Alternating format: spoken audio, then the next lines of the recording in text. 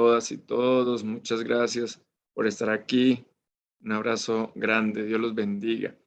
Bien, vamos a orar parte del Salmo 51 para poner en presencia de Dios este trabajo académico, ese momento de aprendizaje mutuo, porque yo también aprendo muchísimo con ustedes. Y para que todo sea para su gloria y para el trabajo de la iglesia. Señor, abre mis labios y mi boca proclamará tu alabanza. Crea en mí, oh Dios, un corazón limpio y renueva un espíritu firme dentro de mí. No me eches de tu presencia y no me quites de mí tu Santo Espíritu.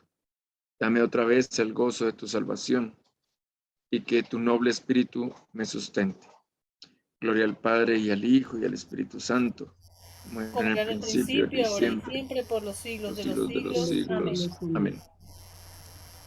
De la carta de San Pedro, de la primera carta de San Pedro. Bendito el Dios y Padre de nuestro Señor Jesucristo, que según su grande misericordia nos hizo renacer para una esperanza viva, para la resurrección de Jesucristo de los muertos. Amén. Padre nuestro que estás en el cielo, santificado sea tu nombre. Venga tu reino, hágase tu voluntad en la tierra como en el cielo. Danos hoy nuestro pan de cada día. Perdona nuestras ofensas, también nosotros perdonamos a los que nos ofenden. No nos dejes caer en tentación y líbranos del mal. Porque tuyo es el reino, tuyo es el poder, tuya es la gloria, ahora y por siempre. Amén. Oremos. Señor Dios Todopoderoso y Eterno Padre, nos hiciste llegar sanos y salvos a este nuevo día. Consérvanos con tu gran poder, para que no caigamos en pecado ni nos venza la adversidad. Y en todo lo que hagamos, dirígenos a realizar tus designios. Por Jesucristo nuestro Señor. Amén. Muy bien, entonces, qué alegría tenerlas nuevamente por acá, en este encuentro. Gracias a todos los que se conectan. Y bueno, también bendiciones para todos los que van a verlo después a través de las redes. Bueno, entonces, estamos con una introducción al anglicanismo, sentando como unas bases del anglicanismo, y pues estábamos charlando, ustedes están haciendo preguntas, algunos de ustedes que llevan ya unos años en la iglesia participan, entonces pues yo creo que podemos seguir más o menos la misma metodología. Estamos conociendo nuestra iglesia. Muy bien. La vez anterior quedamos en los elementos esenciales de la catolicidad. Les decía que estos son los elementos que nos identifican dentro del mundo católico y que fueron determinados en lo que se conoce como el cuadrilátero de Chicago y posteriormente de Chicago-Lambeth. Cuadrilátero de Lambeth y posteriormente de Chicago-Lambeth. Entonces les decía que son 4 los elementos esenciales y eso fue lo que trabajamos la vez pasada. La Sagrada Escritura, que hablábamos el tema de que tenemos los deuterocanónicos en nuestra Biblia, aunque el libro de oración común señala, digamos, cuál es nuestro entendimiento de esos libros deuterocanónicos, ¿no?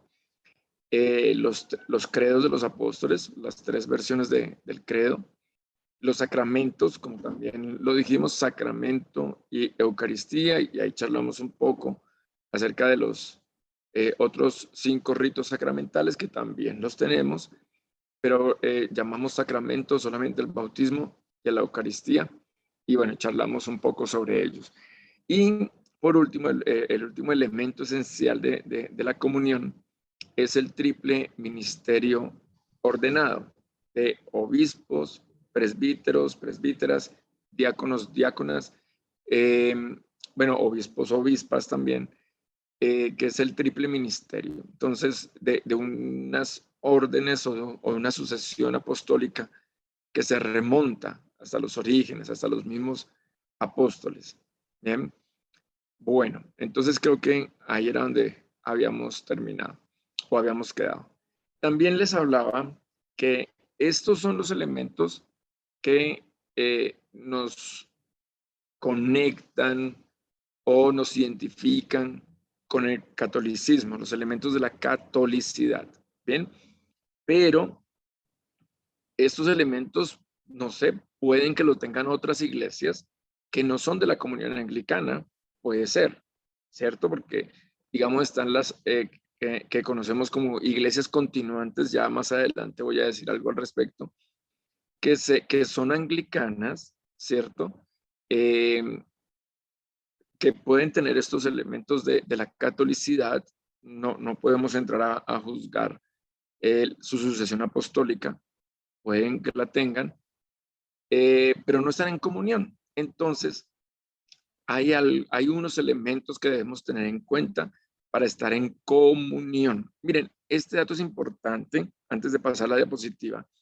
Este dato es importante porque nos vamos a encontrar que en Colombia sucede mucho, en Venezuela, en Ecuador, que hay iglesias que se denominan anglicanas, pero no están en comunión. O sea, no son de la comunión anglicana. Entonces, por ejemplo, a San Benito ya han llegado dos familias que dicen, sí, yo vengo de la iglesia anglicana y dicen una ciudad donde no estamos. Entonces yo les digo, bueno, está bien, estaban en una iglesia anglicana, pero no estaban en la comunión, entonces toca entrar a explicarles un poco cómo es el tema de la comunión. Entonces, esta diapositiva que sigue es muy importante para todos, todas, cuando se presenten estas situaciones, porque hay, como les digo, hay por ahí unos que se dicen anglicanos de la Virgen de Guadalupe, anglicanos de Juan Pablo II, anglicanos de no sé qué, hay muchos que se autodenominan anglicanos, incluso por ahí está sonando mucho una de Patricio, de Cruz Blanco. Entonces, ellos se denominan anglicanos. Nosotros no podríamos entrar a decir que no son anglicanos. Eso también hay que ser un poco cuidadosos con eso, ¿no? De decir que son falsos, pilas con eso. O sea, no caigamos en lo que a veces dicen también de los episcopales o de los anglicanos, que son curas falsos. No caigamos en eso. Entonces, no podemos entrar a decir que son iglesias falsas o curas falsos o presbíteras falsas, no. Simplemente no están en comunión, ¿sí? Entonces, cuando se les presente esa duda, ¿será que esta iglesia, esta diócesis, esta provincia, este obispo está en la comunión anglicana? Sobre todo con el tema de los obispos. Si están en la comunión anglicana, entonces ahora sí voy a presentarles el siguiente. Bueno, dice iPhone de Anderson. No sé si pueda cambiar el nombre para que podamos... Buenas, reverendo Hola, Richard. dice Anderson. No sé si es Anderson. Sí, señor Anderson. Listo. Muy bien, Anderson. Cuéntanos, ¿en qué congregación Reverendo, tengo estás? una ¿Qué ciudad? pregunta. Sí, Bogotá. Una muy pregunta, bien. reverendo. Hola, ¿me escucha? Sí, señor. Respecto a los elementos esenciales de la catolicidad, el cuarto punto donde dice el triple ministerio ordenado, quisiera saber si la sucesión apostólica en la comunión anglicana es ininterrumpida o si en algún momento se ha interrumpido o la catolicidad romana la ha considerado interrumpida y por qué. Eso, más Entiendo bien. que hay una carta de León XIII donde se toca el tema y quisiera que usted pudiera matizarme de una manera muy, no sé, sencilla o concreta. No sé, sé que tiene bastante información que darnos, pero si pudiera puntualizarme algunos matices respecto a esa pregunta. Y por último, cuando se independiza los Estados Unidos de Inglaterra, a la hora de esa pues, ruptura, sé que quedan obispos en Estados Unidos ingleses y si se continuó la sucesión apostólica sin interrumpirse a la hora de como tal establecerse pues, la iglesia episcopal. Gracias. Muchas gracias, Anderson. Sí, yo espero más adelante, amor, Está bien. Con mucho. Bueno, yo espero cuando más adelante hablemos del desarrollo, de la historia de la iglesia episcopal, ser más profundo en las respuestas, pero por ahora decirte lo siguiente. Sí tenemos una conexión, una continuidad, incluso más adelante cuando hable del arzobispo de Canterbury, de pronto voy a insistir en eso. Tenemos una sucesión ininterrumpida, identificada hasta el primer arzobispo de Canterbury, que fue Agustín de Canterbury. Eso está probado, ¿sí? Y pues obviamente de ahí para atrás, la ordenación de Agustín, pues de Agustín de Canterbury, pues o la consagración episcopal, pues era todavía dentro del rito católico, que todavía no se había dado una división grande, ni siquiera el cisma de Oriente. Entonces, y de ahí para atrás, pues la sucesión apostólica que es conocida. Digamos que el punto donde se puede dar la duda para los que no son de nuestra iglesia es en la Reforma, cuando es consagrado Thomas Cranmer, que es ya el obispo, que el arzobispo de Canterbury en épocas de Enrique VIII. En efecto, León XIII saca una bula, bueno, uno de estos documentos de la iglesia romana, desconociendo la sucesión apostólica de la iglesia anglicana. Y pues bueno, digamos que en la iglesia romana muchos se toman de ahí pero digamos que la misma iglesia romana hoy día reconoce la sucesión apostólica. Digamos que fue algo más coyuntural, fue algo más de la época, una tensión normal, era la guerra también católico-protestante, era también el celo por los fieles ingleses. Como les contaré en la historia, la Inglaterra se vuelve protestante, luego vuelve al catolicismo, luego vuelve a la reforma, entonces era un va y viene. Entonces en todo ese trajín, en toda esa sucesión, pues es lo que se da digamos que la sospecha. Sin embargo, no solo por Thomas Cranmer, que fue consagrado obispo, y Thomas Cranmer fue reconocido obispo por el mismo papa de la época, me excusan si no recuerdo exactamente cuál fue, tal vez después de Clemente VII, posiblemente un Paulo, uno de los Paulos, va a reconocer, va a validar, posiblemente el Papa también tratando de conciliar el tema con Inglaterra, reconoce la consagración como arzobispo de Canterbury de Thomas Cranmer. Entonces, eso sucedió, pero no solo eso, sino que también va a venir más adelante Matthew Parker.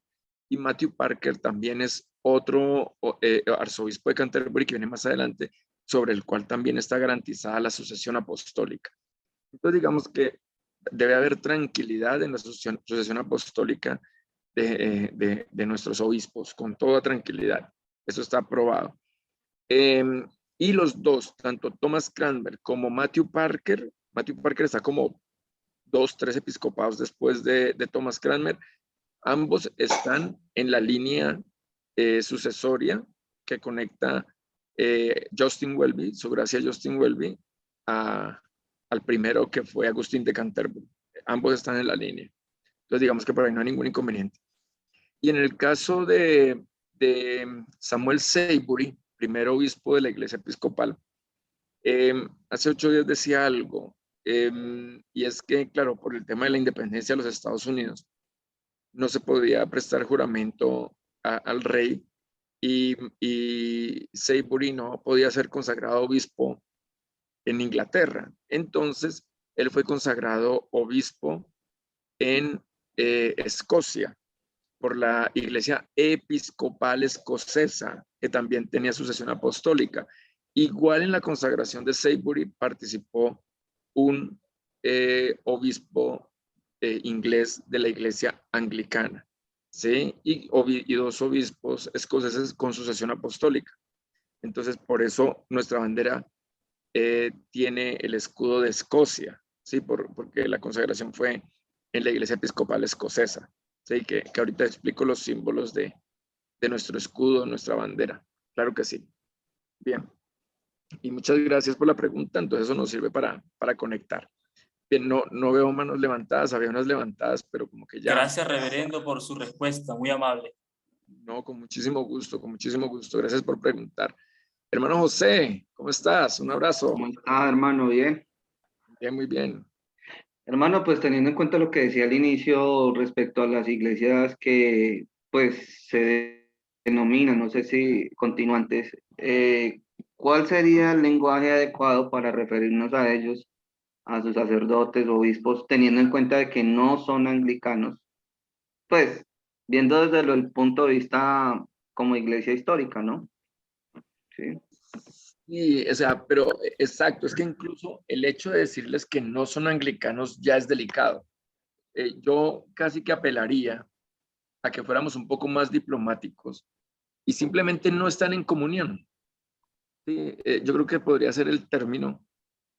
¿Por qué? Porque ellos legalmente son iglesias reconocidas por el Ministerio del Interior y en cada país, pues, la entidad que los oficialice, los reconozca legalmente. Entonces, legalmente, y entonces iglesia anglicana y se ponen el nombre, ellos, algunos se dicen continuante porque ese es otro problema, que no todas las que se llaman anglicanas ni siquiera son continuantes. Entonces, si los continuantes no están en comunión con nosotros, pues menos las otras. Pero yo creo que el lenguaje más correcto es simplemente no están en comunión, no son reconocidas por Canterbury, no son iglesias que estén avaladas por la comunión de Canterbury, por la iglesia episcopal. Sí, entonces son otras iglesias que fundaron por allí, que inscribieron y que le pusieron anglicana, pero no están en la comunión. Perdón, Cristian, hermano Cristian. Hola, hola, hola, Cristian. ¿Me escuchan? Ahora sí. ¿Qué más, mi hermano? ¿Cómo está, reverendo? Bien. Reverendo, yo creo que lo mejor sería, si al tratar a un ministro de esto, llamarlo ministro y en sus defectos hasta reverendo, digamos por su ministerio, ya sea en la iglesia donde esté. Y en cuestiones de iglesia, ni siquiera, yo en estos días averiguaba que era una iglesia continuante. Y me llevaba como a ese tipo de cristianos anglicanos que se van a una rama mucho más conservadora y se apegan mucho más como a estos libros que de pronto están un poquito desactualizados y se mantienen. Por ejemplo, por ahí escuché la Comunión Anglicana Ortodoxa, que tiene sus buenos años desde 1960 y pico, que tuvo una pequeña, salió de la Iglesia de Inglaterra y de allí algunas comunidades en los Estados Unidos en los años 90, en los años 70, que fueron saliendo, se apegaron a esta comunión anglicano-ortodoxa y a ellos se les reconocen como continuantes, porque siguieron con una continuación un poco más protestante, no aceptaron aquellos cambios en vestimenta o en algunos puntos de vista, como la ordenación de mujer, y allí quedaron. Y a ellos se les pudo denominar continuantes porque o sea, se mantuvieron en ese anglicanismo de principio. Entonces, ahí llega el punto Sí, entonces digamos que están ellos, los que llaman continuantes, que no están en comunión con nosotros, que se separaron precisamente después de la ordenación de mujeres, pero es que hay otras más que ni siquiera pertenecen a estas iglesias continuantes, pero que que se denominan continuantes. Entonces, casi que nosotros terminamos poniendo a todos bajo bajo la misma sombrilla y los llamamos a todos continuantes, pero realmente no son todos continuantes. Más bien, yo creo que serían muy pocas las que son realmente continuantes. Pero nosotros como que les hemos puesto ese nombre continuantes solamente para decir que no están en comunión, pero no todas son continuantes. O sea, hay muchas que no tienen que ver nada con las iglesias continuantes. Muchas gracias, hermano Cristian. Bien, no sé si seguimos. Hermano Damián había levantado la mano, la bajó. Bueno. Hermano Richard. Sí, sí. No, yo iba a tocar también lo que decía aquí el hermano anteriormente sobre las iglesias ortodoxas anglicanas que se han separado. Y también para ahondar un poco, hay algunas comunidades religiosas de nuestra comunión anglicana que exigen que estemos en comunión con Canterbury, o sea, que estemos realmente en comunión con Inglaterra. Pasó dentro de, y John Pastor no me deja mentir, cuando ellos nuestro prior preguntaba, ¿pero ustedes sí están en comunión con el obispo Francisco? Porque si es otro obispo en Colombia, no podríamos porque tienen que estar directamente en comunión con Canterbury. Porque nos pasó que hay una comunidad que también se hace llamar OP, que está en Cali, está en Medellín, y ellos se comunicaron con ellos y ellos dijeron, no, o sea, somos OP, pero no estamos en comunión con el obispo Francisco, nosotros tenemos nuestro propio obispo. Que hasta nuestro prior les dijo, pues no podemos, tendrían que hacer una sujeción al obispo Francisco, prometer hacerlo normalmente, si hay sacerdotes, pues tendrían que ser reconocidos hasta que el obispo Francisco, la diócesis de Colombia, los reconozca, si no, serían solo laicos. Exacto. Muchas gracias por ese dato, hermano. Sí, hay que tener mucho cuidado, porque como les digo, o sea, abundan las comuniones, las iglesias que se autodenominan anglicanas y no están en comunión. Entonces hay que, o sea, nadie le está diciendo que no puedan tener fieles. Claro que sí, pues ténganlos, pero por lo menos que tengan claro dónde están, ¿cierto? Y a cuál pertenecen. Hermano Freddy. Buenos días, reverendo Richard. Esto es muy importante, no sé, pues yo vengo de una denominación religiosa, no en comunión con Canterbury. Y es bueno, como abrir es un compás para ese camino que uno ha realizado de experiencia de cosas del anglicanismo, y que ahora que uno está haciendo este proceso de estar en la comunión de Canterbury, pues ahora se base más, se consolida como uno en el anglicanismo, porque quizás uno entra pues ignorantemente en algún grupo religioso X porque no sabe que se está así dividido.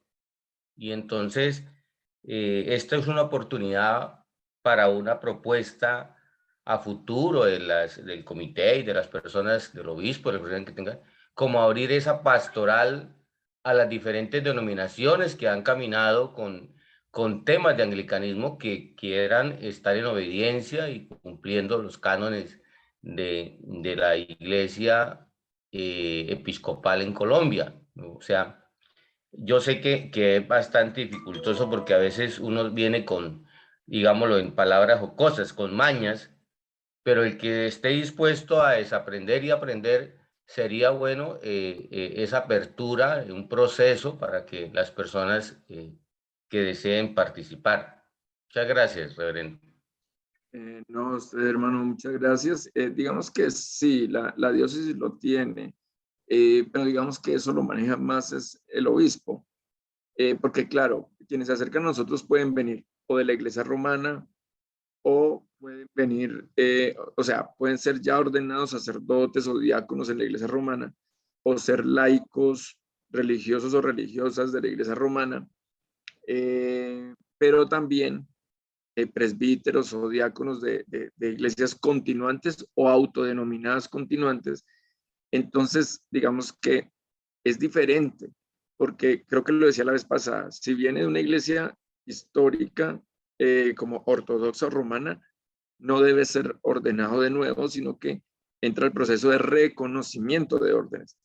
Pero en el caso de venir de iglesias que no son ni históricas, pero tampoco están en comunión con Canterbury, pues prácticamente hay que iniciar un proceso pues desde el comienzo porque digamos que sus estudios, cómo van a ser homologados, a no ser que sean pues universidades acreditadas o seminarios acreditados, tiene que empezar a conocer la iglesia, también el mismo anglicanismo, la estructura de la iglesia, la liturgia de la iglesia, porque como lo acabas de decir, a veces en los continuantes se ven muchas prácticas romanas, entonces hasta la liturgia toca empezarla a aprender. Entonces, no puede haber un reconocimiento de órdenes venidos de iglesias que no están en comunión, ni iglesias históricas.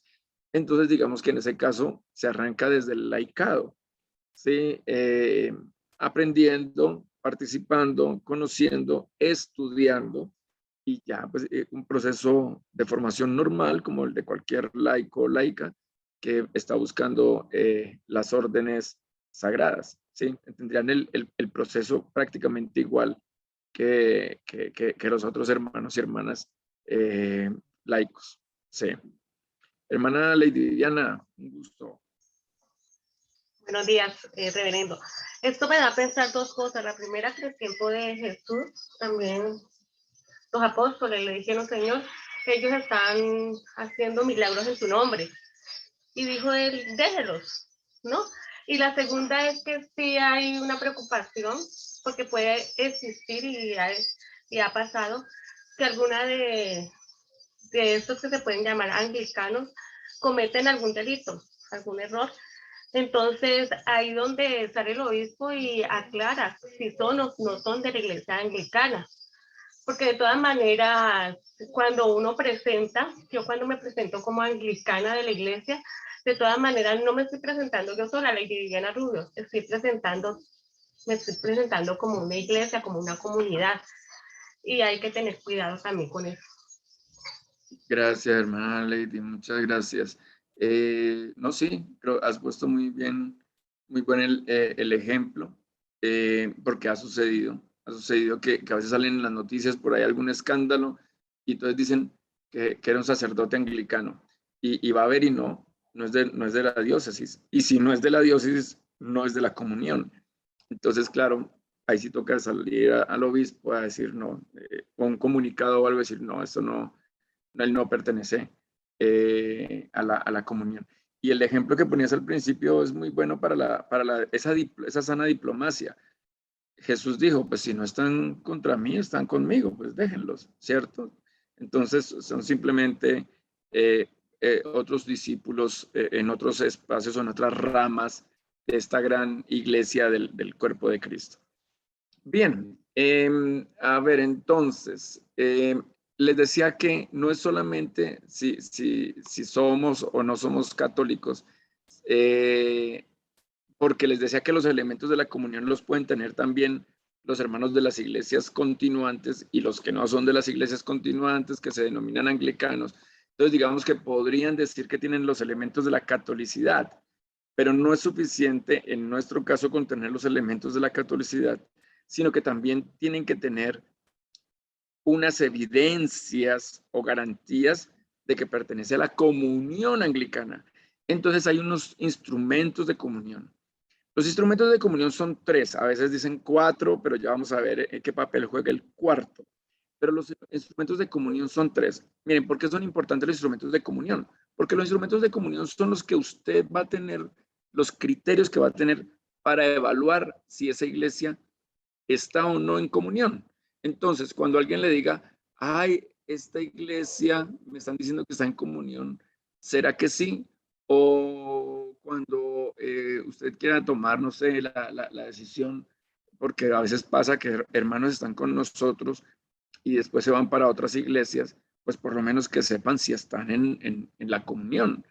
Y sí, para que ilustren también a quien se acerque, al que se acerque a sus congregaciones y le digan, no, es que yo vengo de una iglesia anglicana y están en, no sé, en un lugar donde no estemos, Caquetá, no sé, San Vicente, no, hay un hermano, no, el hermano está en Putumayo, sí, Amazonas, no sé. Entonces dice, venga a ver, vamos a mirar si están en comunión, ¿listo? Entonces, estos son los instrumentos de comunión. Entonces, vamos inicialmente estos tres. La conferencia de Lambeth, ¿listo? El Consejo Consultivo Anglicano, Anglican Consultative Council, y la reunión de los primados. ¿Listo? Esos serían como los tres, y ahorita hablo del arzobispo de Canterbury. Entonces, la conferencia de Lambeth es una reunión de todos los obispos, y ojo con esto que voy a decir, convocada por el arzobispo de Canterbury. Ya ahorita van a ver por qué el arzobispo de Canterbury pues es como la bisagra o el articulador de los otros tres instrumentos. No es necesariamente que el arzobispo de Canterbury sea un instrumento como tal, pero bueno, algunos lo ponen como un cuarto. Pero bueno, entonces la conferencia de Lambeth. Entonces, la conferencia de Lambeth es una conferencia, una reunión de todos los obispos de la comunión. Se realiza casi cada 10 años, aunque bueno, a raíz de la pandemia y esto se ha corrido y se va a celebrar ahorita en agosto. En el 22 debió ser en el 20, bueno, debió ser como en el 18 y se pasó al 20 y después vino la pandemia, entonces va a ser ahorita en el 22 y es convocada por el arzobispo de Canterbury. Entonces, casi que con esto ya se soluciona el tema. O sea, cuando le diga a alguien, esta iglesia es de la comunión, entonces casi que la primera pregunta es, ¿su obispo es invitado a la conferencia de Lambeth? Y seguramente lo primero que van a preguntar es, ¿qué es eso? Nunca había escuchado eso. Entonces, no. Sí, o sea, si su obispo es invitado a la conferencia de Lambeth cada 10 años, el que esté, si es el mismo o es otro, el que esté siendo el obispo diocesano, a veces se autodenominan arzobispos y todo, es invitado a la conferencia de Lambeth, bueno, entonces es un obispo de la comunión. Entonces el arzobispo de Canterbury, en este caso, su gracia Justin Welby, convoca a todos los obispos del mundo, de la comunión. Entonces va a ser ahorita en agosto de este año, el 22, ¿sí? Por ahí hay una lista, no sé si, a ver si, voy a ver si lo ubico rápido. No, como que no tengo abierto. Por acá tal vez. Por ahí hay una lista de los años de la conferencia de Lambeth. Como que desde 1867 se vienen reuniendo casi cada 10 años, ¿sí? Hasta el 2008 fue la última. Por eso les decía que la siguiente debía ser el 2018, pero se programó para el 20 y por la pandemia se volvió a correr. Entonces, desde 1867 se están reuniendo casi cada 10 años. Y bueno, en esa conferencia pues se reúnen todos los obispos, ¿sí?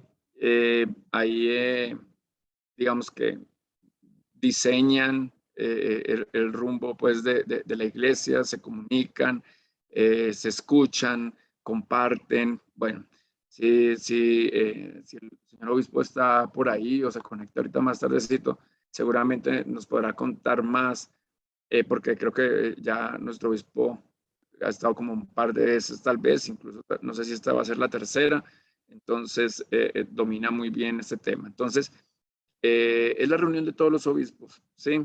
Y allí comparten y digamos que miran también el futuro de la iglesia y cómo funcionan, pues, las diócesis y las provincias. Bueno, entonces es el primer instrumento de comunión. El segundo es el Consejo Consultivo Anglicano, ACC, son las siglas en inglés, ¿sí? Anglican Consulting Council. Digamos que esto es como bueno, ahí está la palabra, como un consejo, ¿sí? Es un consejo amplio donde participan todas las provincias de o sea, las 41 iglesias o 41 provincias de la comunión.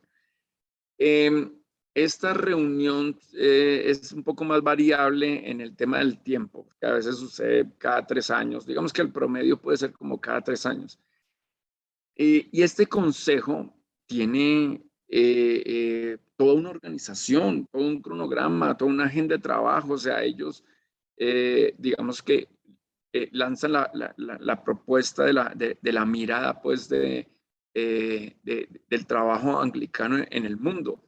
Tiene un presidente, o sea, el que preside el Consejo Consultivo Anglicano, otra vez es el arzobispo de Canterbury, pero tiene un secretario, participan también laicos, diáconos, clérigos, obispos. Entonces es un gran consejo, ¿sí? Donde pues también se mira el rumbo de la iglesia, ¿sí?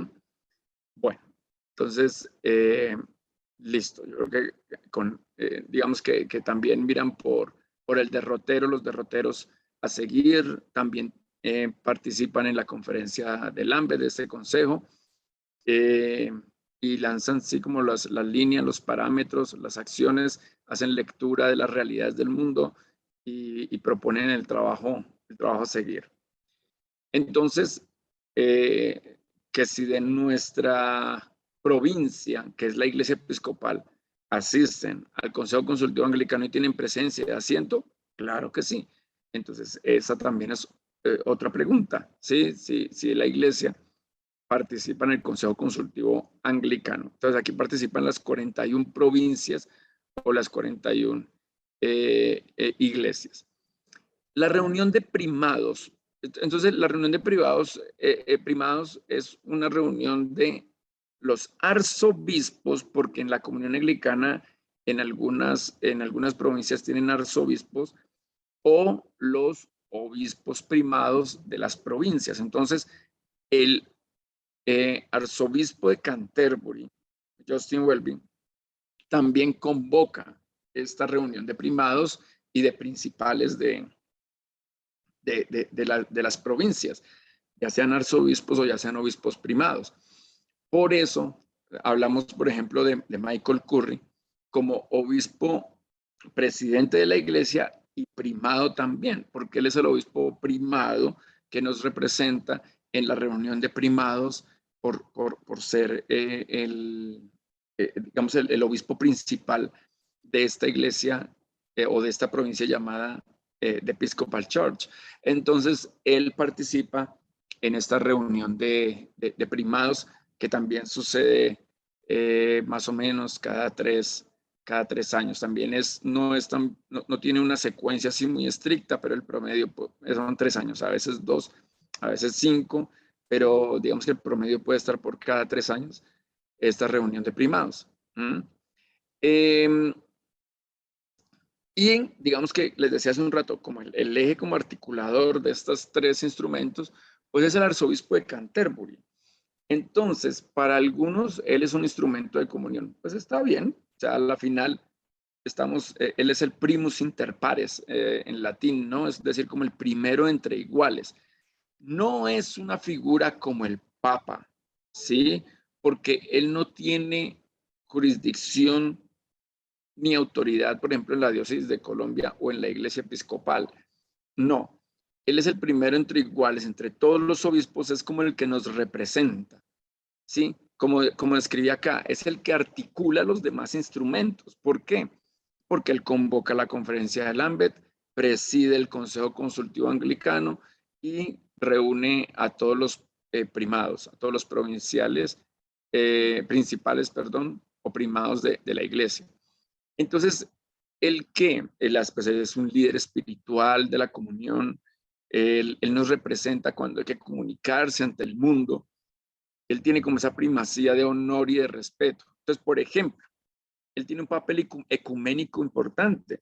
Entonces, si el obispo de Roma, Francisco, va a establecer una reunión con un representante de la iglesia o de la comunión anglicana, pues ¿quién va a ir? Pues él, pues porque él es el que va en nombre de la comunión anglicana, se reúne con Francisco como representante, él nos representa a todos. O si hay una reunión con Bartolomeo I, ¿sí? O si ya se trata de una reunión interreligiosa con algún líder del judaísmo, del islam, entonces él sería el que nos representa, ¿cierto? Él, además de ser el arzobispo de la comunión, el primus inter pares, también es el primado de la Iglesia de Inglaterra, ya podríamos llamarlo de la provincia de Inglaterra, y además es el diocesano de Canterbury. O sea que, y pues bueno, preside el Consejo Consultivo, o sea que tiene bastante trabajo su gracia. Bueno, ¿alguna pregunta, reacción, complemento con el tema de los instrumentos de comunión? Ya saben por qué son importantes, porque estar en esto, participar de estos instrumentos, es lo único, digamos, o lo más evidente, esencial, que nos identifica como pertenecientes a la comunión. Si venimos de otras iglesias y no cumple con esto, no está en la comunión, ¿sí? Entonces, no sé si hasta ahí bien. ¿Hay alguna reacción o complemento de esto? Hermano Freddy. Reverendo, a ver, tengo un bulto de anzuelos. Dale. Esto, ¿se puede ser o estar en comunión sin estar dentro de la conferencia del AMBE? Por ejemplo, un ejemplo de que no estén, que no está uno en la conferencia del AMBE, pero sí está en el Consejo Consultivo Anglicano. O, No. o es un paquete íntegro. Exacto. Es, digamos así como lo ha dicho usted, un paquete íntegro. O sea, si es obispo de la comunión, Justin Welby lo invita a la conferencia del AMBE. O sea, no lo va a dejar por fuera. Lo invita a la, entonces, si uno tiene la duda, uno le pregunta al obispo de uno, señor obispo, perdón, ¿usted va a asistir a la conferencia del AMBE de este año? Y de pronto le pregunta, ¿qué es eso? Ah, no, ya, no tiene idea. O le puede decir, ah, no, a nosotros no nos invitan, ¿sí? O no, nosotros no pertenecemos. Ah, entonces ya no pertenece a la comunión, ¿sí? O sea, no es una iglesia de la comunión. Sí, es que en algún momento escuché o se hizo un foro o alguna actividad donde vinieron los científicos y ateos. Y entonces el presentador decía, es que todos son anglicanos. Por eso estaba pensando si existía otra forma de ser anglicano sin estar en estos instrumentos de comunión. Porque decía yo, bueno, el presentador decía, no, es que el anglicanismo es eso. El anglicanismo es un caucho donde tú puedes ser anglicano y incluía a los que tenían la posición atea. Entonces creí que existían oficinas como que asesoraban al obispo primado y a la vez eran entonces parte de la comunión. Muchas gracias. No, gracias, hermano. No, lo que decía hace un rato, o sea, puede darse, es que pertenezcamos a una gran familia anglicana, porque hay unos hermanos anglicanos que se separaron, se dio un cisma cuando la ordenación de mujeres, son los hermanos continuantes. Entonces la pregunta, ¿ellos son anglicanos? Pues sí, son anglicanos. ¿Están en comunión? No están en comunión. Sí, entonces yo creo que lo importante es diferenciar las palabritas y dónde estamos ubicados.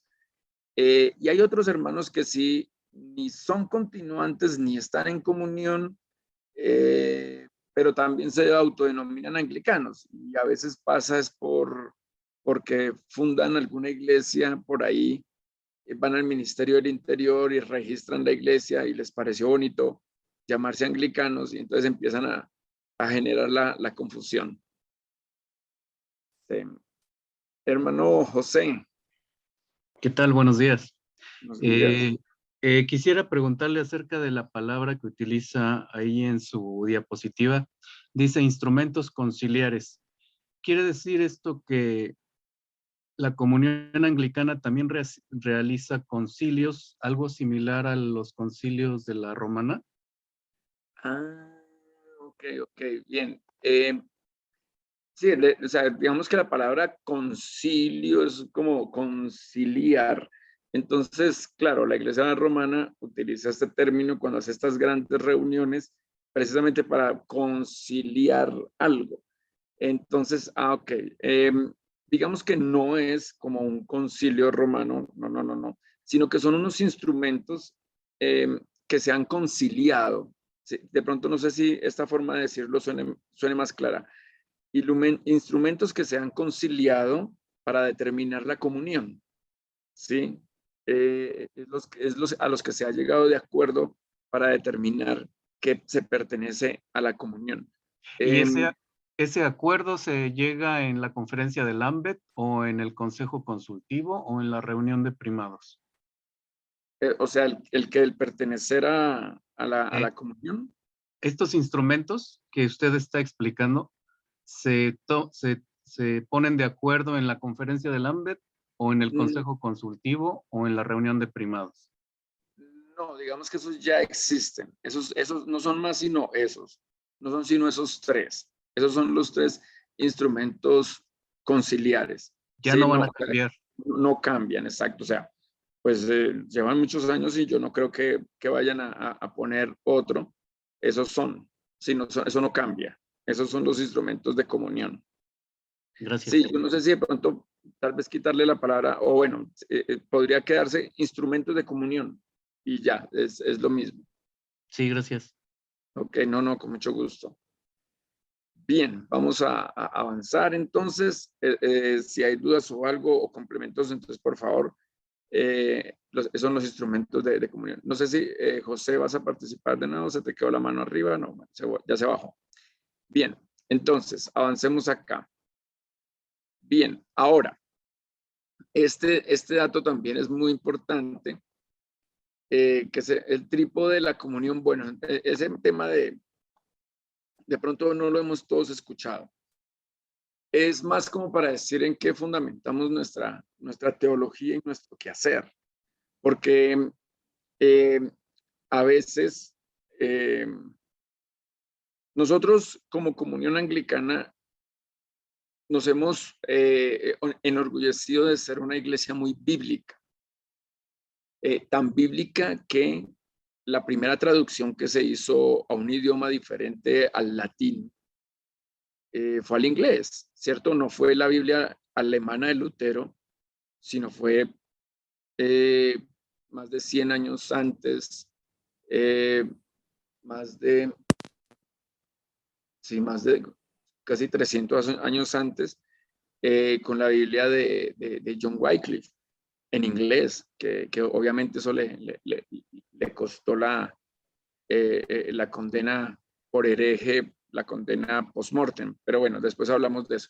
El caso es que hemos sido una iglesia muy bíblica, desde tiempos del mismo Enrique VIII, o sea, de Thomas Cranmer. La iglesia tenía la Biblia en inglés y a disposición de la gente, del pueblo, y la gente hacía fila para leer la Biblia, y se empezó a ordenar pues el tema de las lecturas. Bueno, entonces, pero no nos podemos, o sea, nuestra reflexión teológica es bíblica, pero no solo bíblica, bien, sino que también tiene otros componentes. Entonces, ¿cuál es ese trípode? Sí, es como esas bases de nuestra reflexión teológica y de nuestro quehacer. Digamos que esto se da sobre todo en la reforma inglesa, o sea, después de la reforma luterana, porque digamos que lo que pasa con la reforma luterana es un poco preguntarse por la doctrina y la disciplina. Entonces, ustedes saben que Lutero se cuestionó mucho el tema de las indulgencias, por ejemplo. Este tema de las indulgencias, esto sí es bíblico, pero si la salvación es gratuita, porque están cobrando por la salvación, y un montón de cosas que se vinieron a preguntar. ¿Por qué el celibato sacerdotal? Eso sí es bíblico, etcétera, ¿sí? Y posteriormente el ministerio de la mujer, etcétera. Entonces, pues obviamente la conclusión es que muchas cosas se impusieron durante la Edad Media, ¿sí? Y otras doctrinas, que el purgatorio, el tema de la transubstanciación o dogmas marianos. Entonces, es bueno determinar en qué basamos o cómo basamos nuestra reflexión y nuestro quehacer, ¿cierto? Teológico y disciplinario. Y es con base en lo que llamamos el trípode de la comunión, que es Biblia, tradición y razón. Entonces, con las dos primeras como que no hay mucho lío, ¿no? Entonces, Biblia. Entonces, muy de la Reforma, dime qué estamos haciendo que contradiga la Biblia y lo quitamos, ¿cierto? Eso era también muy de Lutero. Lutero, cuando se le hizo su juicio en la dieta de Worms, era precisamente, su defensa era, demuéstrenmelo con la Biblia. Dígame con Biblia en mano qué estoy haciendo mal. Y nadie pudo desmentir el trabajo de Lutero. Ahora, no solo la Biblia, sino también pues, la tradición. Y nosotros tenemos la tradición, por eso tenemos los credos, por ejemplo. Respetamos los primeros concilios. O sea, por eso el concilio de Nicea para nosotros también es determinante, ¿cierto? Con todo el tema del dogma trinitario, los símbolos, el niceno y el niceno constantinopolitano, todo incluso el concilio de Éfeso, que el concilio de Éfeso declara a María la Theotokos, o sea, la Madre de Dios. Y nosotros también tenemos en cuenta el concilio de Éfeso que declara a María como la Madre de Dios. Entonces tenemos la Biblia y tenemos la tradición, pero hay una tercera pata de este butaco, de este trípode, sin el cual pues se cae la reflexión, y es la razón. Y esto de la razón se lo debemos a John Jewell y a Richard Hooker de la Reforma, ambos parte de la Reforma inglesa. Miren, este tema de la razón ha sido tan fundamental, porque, por ejemplo, cuando se da la ordenación de mujeres, Biblia, no, pues sí encontramos de pronto en el Nuevo Testamento que se habla de las diaconisas. Pero entonces no podemos ordenar presbíteras, no podemos ordenar obispas, ¿cierto? ¿Qué dice la tradición? No, pues la tradición tampoco ha tenido mujeres presbíteras ni obispas. Tenemos que ponerle la razón, porque entonces de pronto una iglesia dice, no, mujeres sacerdotes no, porque Jesús no tuvo sino 12 apóstoles hombres. Entonces le ponemos la razón y entendemos que para la época de Jesús, para su contexto, es un contexto donde los maestros son discípulos hombres, es una sociedad machista, pero con todo y eso, Jesús tuvo discípulas como María Magdalena o seguidoras como Marta y María. Entonces, le ponemos la razón para poner las cosas en su contexto. Por ejemplo, con el tema de la orientación sexual y el tema LGBTI. Algunos van a ver en la Biblia condena a la orientación sexual diferente a la heterosexualidad. Y van a sacar textos y van a decir, mira, aquí se condena. Y de pronto la tradición también, de pronto fue muy duro con los hermanos de la comunidad LGBTI.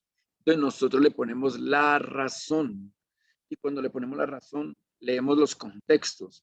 Pero también vemos que se han hecho malas traducciones de la Biblia o inadecuadas traducciones de la Biblia o traducciones homofóbicas de la Biblia, donde han querido hablar de homosexualidad en unos textos que no está hablando de eso. Entonces, la razón es muy importante para nosotros y la razón ha hecho que nuestra iglesia sea una iglesia muy de avanzada. O sea, nuestra iglesia siempre ha ido como en la frontera de la novedad. Desde muy temprano siempre con el tema con temas que han sido delicados para la sociedad, hemos sido en el tema de la inclusión, en el tema del ecumenismo, en diversos temas, incluso el tema del medio ambiente. O sea, el tema del medio ambiente suena novedoso, pero la comunión anglicana lleva 40 años llamando al trabajo medioambiental, 40. Pero vino a hacerse famoso cuando hace unos años Francisco, como en el 2015, sacó Laudato Si y empezó a mover el tema medioambiental. Entonces, como que el mundo dijo, ay, el cristianismo ya por fin se comprometió. No, la comunidad anglicana lleva 40 años en eso. Entonces, la razón es muy importante porque la razón permite actualizar, permite hacer hermenéutica. ¿Sí? No solo exégesis, sino hermenéutica. Permite responder a los nuevos tiempos. Hermano Freddy. Gracias, reverendo. una cosita. Una cosa sería, es que tengo dos preguntas del trípode. Una sería desde la parte de la tradición, mirando el Concilio de Éfeso, cuando usted nos dice de María como Theotokos, nosotros podemos decirla como anglicanos que María también es Madre nuestra. Esa es una pregunta. La otra, que hace más o menos una semana está el fallo de la Corte, o lo escrito por la Corte sobre el aborto. Entonces, uno ve aquí, pues en mi región, donde habito, hay muchas iglesias que están como con cierto malestar por lo que dice la Corte ante el aborto. Y mirando la razón, pues uno tiene que dar, dice uno, son prácticamente 24 semanas, serían 6 meses. Y dice uno, uy, ¿y cuál es la posición nuestra como anglicanos donde nuestro trípode es Biblia? ¿Cómo conciliar la Biblia con la razón ante la vida? Gracias, reverendo. Muchas gracias, hermano Freddy. Muy, muy válidas, obviamente, y muy delicadas las preguntas. Bueno, acerca de la primera, del Concilio de Éfeso, claro, nosotros también reconocemos el Concilio de Éfeso y reconocemos a María como la Theotokos, pues sencillamente porque para nosotros Cristo es Dios, ¿cierto? Entonces, si María es la madre de Jesucristo, madre de Jesús, pues es la madre de Dios, ¿cierto? Eso no implica que en nuestra iglesia vamos a divinizar a María. Tiene un lugar especial dentro de la corte de los santos, tiene un lugar especial, tan especial que le tenemos como 4 festividades en el año a María. Creo que es la única santa que se le dedica a tantas fiestas, obviamente aparte de Jesús, que se le dedican tantas festividades, son como 4 en el año. Entonces, sí ocupa un lugar especial en nuestra reflexión, en nuestro cariño, incluso en nuestras prédicas, pero no es que vamos a divinizarla. Entonces decir como que tenemos un Padre Celestial, que es Dios, entonces vamos a tener también una Madre Celestial. No, eso no lo hacemos nosotros, ¿sí? Tenemos un Padre. Incluso, permítanme decirles, tenemos un Padre-Madre, que es Dios. O sea, ¿quién es nuestra Madre Celestial? Pues Dios también, ¿no? Es gestor, dador de vida, fértil, creador, armonizador. Es Dios. Entonces, con María tenemos un tratamiento especial, incluso en los templos donde a veces se tiene imágenes, también se tiene la imagen de María. Incluso así el templo no sea una advocación de María, incluso la misma catedral. La catedral se llama San Pablo y tiene una imagen de San Pablo, pero tiene una imagen de María. Y así puede suceder en muchos de nuestros templos, que se puede tener una imagen de un cuadro, sobre todo cuadros o vitrales de María. No le rezamos a María, como tampoco le rezamos a ningún santo. Entonces, los santos, incluida María, son ejemplos de vida, son modelos de virtudes, tienen una enseñanza de cómo ser cristiano, pero atendemos a la enseñanza de Jesús. Oren a su Padre, ¿cierto? Oren al Padre, digan Padre nuestro. O sea, Él nos enseñó a hablar con el Padre, a hablar con Dios, sin necesidad de buscar intermediarios, ¿no? Entonces, es diferente el tratamiento que tenemos con María y con los santos al que se puede tener en otra iglesia. Acerca del aborto, otro tema delicado, porque en efecto pues nosotros somos una iglesia muy liberal, muy abierta, pero también somos pro vida. Entonces, y también tenemos que tener en cuenta en la diócesis cuál es la postura diocesana.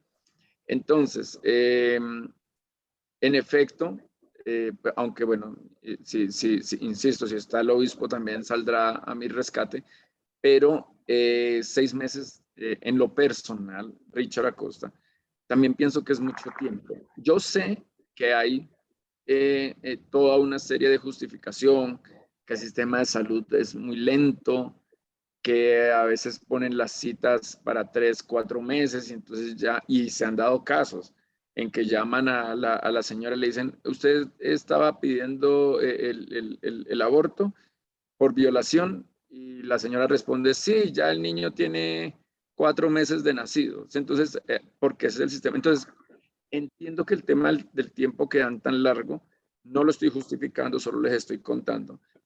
Es por la lentitud y la inoperancia de nuestro sistema de salud.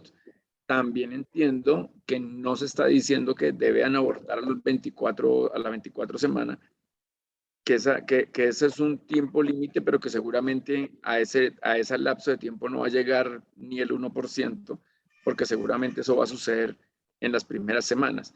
Y también es bueno que quede claro que nosotros, digamos que en estos temas nos acogemos a lo prescrito por la ley ya establecida de las 3 causales, ¿sí? Que en Colombia pues son violación, grave riesgo de la vida de la madre y inviabilidad del feto, que el feto no es viable y no va a poder sobrevivir fuera del vientre. Entonces digamos que eso es lo que le puedo decir hasta ahora, pero sí podemos de pronto preguntarle al obispo que nos dé una posición más oficial. Hermano Alba. Todo lo que ha dicho el padre Richard creo que ha sido muy acertado. Muchas gracias. A la pregunta del hermano Freddy sobre la plena comunión, solo las provincias con P mayúscula pueden aproximar otras denominaciones o otras iglesias. En el de Colombia el obispo no puede decir, entonces yo voy a hacer un convenio con Cruz Blanco, o voy a hacer un convenio, o voy a hacer plena comunión con Ricardo Morales. Yo no puedo hacer eso porque yo no soy la iglesia de Colombia no es una provincia. Solo pueden hacer las provincias. Y eso está en el canon 20. En el canon 20 de los cánones generales dice con quién tiene plena comunión la comunión anglicana y con quién tiene plena comunión la provincia de los Estados Unidos. Si usted va a la página 62 de los cánones generales, y perdóneme que me retraiga un poco, dice de las iglesias en plena comunión, la iglesia episcopal, miembro de la comunión anglicana, tiene una relación de comunión plena con las iglesias de sucesión episcopal histórica, y las cuales ha establecido pacto que incluye las siguientes. Las antiguas iglesias católicas de Utrecht. ¿Por qué? Porque en Estados Unidos hay viejos católicos. En Colombia no hay viejos católicos. En Colombia no hay viejos católicos y el único que puede representar a los viejos católicos en alguna parte del mundo donde no los hay es la iglesia episcopal. La iglesia de Filipinas, la iglesia independiente de Filipinas, la iglesia Siromar Tomasina de Malabar, y la sección segunda dice la plena comunión con la iglesia evangélica luterana. Entonces este es un buen ejemplo para decirle a ustedes y fundamentalmente a Freddy, la iglesia evangélica luterana trabaja por capítulos locales, a pesar de que está afiliada a una gran confederación luterana mundial, trabaja por capítulos locales, así que aquí no tenemos plena comunión con la iglesia evangélica luterana. Primero porque es una iglesia independiente, unida a una confederación. Es diferente el ligamento, los instrumentos de comunión que acaba de explicar el padre Richard con respecto a la comunión anglicana. Porque para nosotros sí son una sola iglesia. Para la iglesia luterana son varias iglesias a nivel mundial, reconocidas por una federación. Pero por eso el padre Richard hablaba de los instrumentos de unidad. Es decir, una provincia me consagra a mí, me inscribe y se le comunica al arzobispo de Canterbury que yo hago parte de la provincia de los Estados Unidos, y así funcionan todas las provincias en el mundo. Como acertadamente lo dijo él, hay unos que llaman obispos presidentes, obispos primados y presidentes o arzobispos de las provincias, dependiendo del nombre que tomen.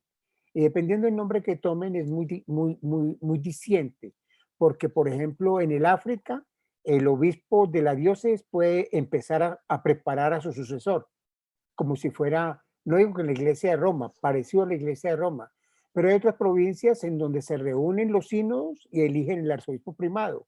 Hay otras provincias como la de Estados Unidos donde se reúnen laicos y clérigos y obispos y le elegimos el obispo primado.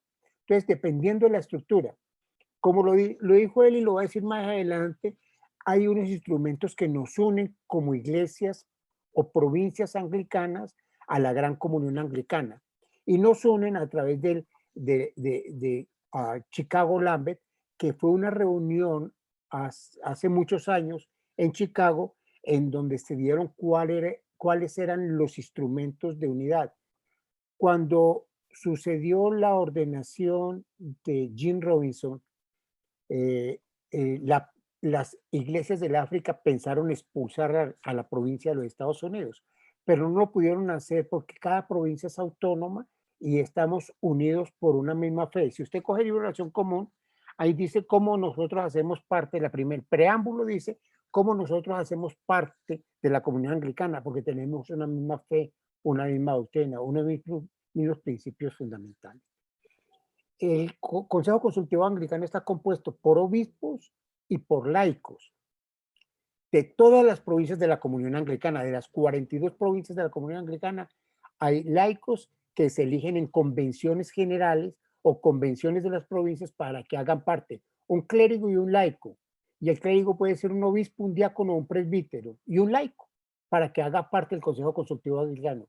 Como usted ve que son 42 y que son 80 y pico de miembros del Consejo Consultivo Anglicano, el Consejo Consultivo Anglicano se reúne una sola vez cada 3 años y elige dentro de ellos un comité permanente de 12 personas que se reúnen periódicamente para decidir algunas resoluciones, aproximaciones con otras iglesias o algunas determinaciones o resoluciones de la conferencia de Lambeth, porque la conferencia de Lambeth también saca resoluciones que tiene que poner en ejecución ese comité consultivo dentro del comité permanente del Consejo Consultivo Anglicano.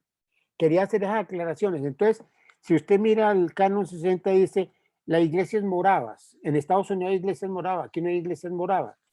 Entonces ahí dice cuáles son las iglesias con las que la iglesia episcopal tiene la comunión plena. Déjeme aclarar que hace 3 años nosotros entramos en diálogo con las iglesias de viejos católicos en los Estados Unidos para hacer, el presidente de ese comité es el obispo Mike Kluth-Meyer, y entonces empezamos a hacer un acercamiento con la iglesia de Utrecht en Estados Unidos. Cuando llegamos a firmar el pacto, el arzobispo de Utrecht, que tiene sede en Inglaterra, en Europa, nos dijo, no reconocemos a ninguna iglesia de viejos católicos en los Estados Unidos. Y aclaró que en ninguna parte del continente americano hay viejos católicos. Entonces, los que se autodenominan viejos católicos, nadie sale a reclamar porque pues, no tienen Dios ni ley. Y lo que dijo el padre Richard, son diócesis, son obispados o son iglesias locales que ninguna conexión tiene con la iglesia internacional. Ahora mismo está entrando AGNA, que es Anglican Communion Católica United States, pero tampoco tiene comunión con la comunión anglicana. Aquí acaban de recibir a Fabián, un muchacho que fue ortodoxo griego, ortodoxo sirio ortodoxo. Lo acaban de recibir, pero no hace parte de la comunión anglicana ni de la iglesia episcopal. Él me dijo que lo recibiera, pero no tenía estudios, entonces yo no pude recibir a Fabián por eso. Él estaba saliendo de la iglesia sirio ortodoxa. Pero para volver al capítulo anterior de la pregunta del aborto, es muy difícil que la iglesia decida con el cuerpo de una mujer. Nosotros respetamos el derecho a la procreación, el derecho a libre disposición de los úteros, porque respetamos la dignidad de todo ser humano. Y como respetamos la dignidad de todo ser humano, la mujer cuando va a abortar. Ninguna mujer sale corriendo a decir, el aborto es obligatorio. No, el aborto no es obligatorio. En ninguna parte dice de la sentencia de la Corte que el aborto es obligatorio para la mujer que ha sido violada o que ha sido maltratada o que ha sido abusada. No, en ninguna parte dice. O que la mujer va a tener el bebé viene con una malformación o que la mamá va a estar en peligro de muerte. Ahí no está diciendo que se obligan a las mujeres a abortar por esas circunstancias, no. Esa es la posición de la Iglesia. Y hasta que no salga una sentencia, lo mismo que no ha salido una sentencia, perdón, no ha salido una ley del Congreso de la República para el tratamiento de los matrimonios del mismo sexo, pues nosotros no procedemos porque procedemos frente a la ley. Igual pasa en los Estados Unidos. En los Estados Unidos hay muchos estados que no han aprobado todavía el matrimonio del mismo sexo. Entonces, ¿qué hacen las personas? Si la persona vive en o trabaja o es residente de la diócesis del Camino Real y ahí no está autorizado, pues se va para Los Ángeles a que lo casen. Y si el Estado no ha hecho leyes todavía sobre eso, pues la Iglesia no avanza. ¿Por qué? Porque las diócesis tienen su autonomía con respecto a la legislación de cada país. Ahí la Constitución dice o decía que cuando no hay una norma competente para el caso específico, nosotros tenemos que acogernos a la legislación civil o penal. No sé si contesté las preguntas que habían. Yo estoy hace rato escuchando y lo que ha dicho el padre Richard es muy acertado. Después volveremos a discutir un poco más a fondo sobre la estructura de la iglesia en lo que llama el padre Richard órganos de comunión o de unión de las iglesias. Lo que ha dicho, el arzobispo es el líder espiritual de la iglesia episcopal y es elegido por una terna que manda la reina a la Cámara de Olores, pero eso lo veremos más adelante. Gracias, padre Richard. ¿Alguna pregunta con respecto a eso? ¿Fui claro? ¿Me hice entender?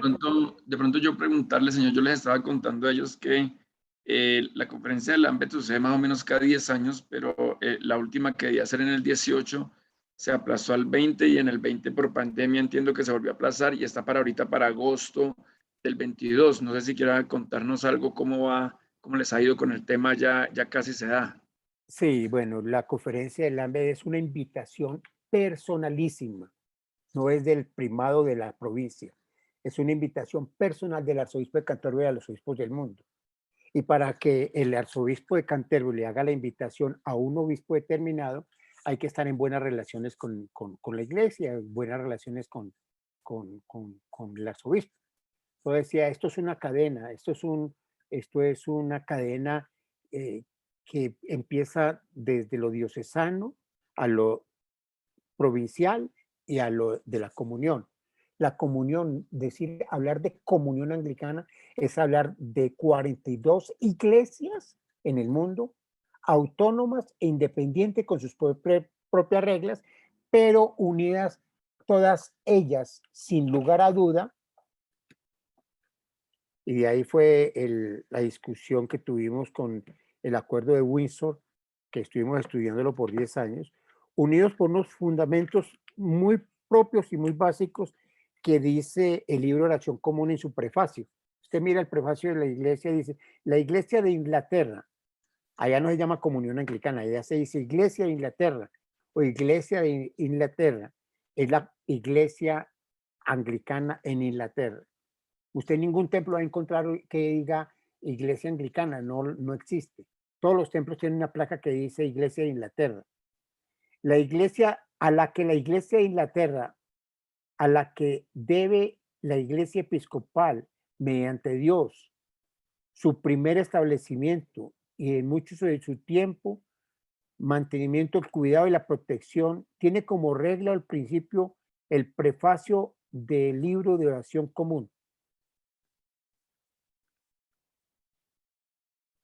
Entonces, esos son fundamentalmente la estructura. Entonces, el arzobispo de Canterbury manda una invitación al obispo y a su esposa para que participen en la conferencia de Lambeth. En la agenda de la conferencia de Lambeth hay una reunión con la corona británica.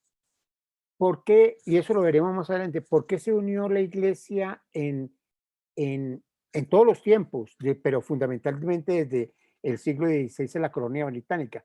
Porque la que daba seguridad, trabajo, justicia, estabilidad, era la corona.